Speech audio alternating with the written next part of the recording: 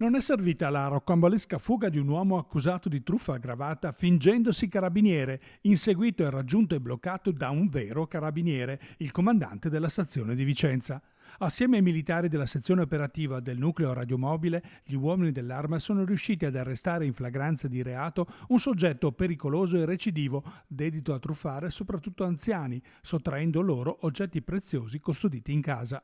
E proprio a seguito della denuncia di una coppia di Vicenza a cui l'uomo si era falsamente presentato come incaricato della Procura della Repubblica, il pronto intervento del comandante, nonostante fosse fuori servizio, ha permesso di intercettare il malvivente.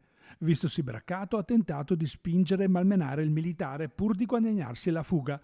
Con sé aveva ancora la refurtiva che è stata immediatamente restituita ai legittimi proprietari. A seguito di una perquisizione domiciliare, i carabinieri hanno rinvenuto ulteriori monili e gioielli occultati all'interno di indumenti per un valore di 50.000 euro. Il criminale è stato arrestato per truffa aggravata e resistenza a pubblico ufficiale. È stato infine trasferito alla casa circondariale di Vicenza a disposizione dell'autorità giudiziaria.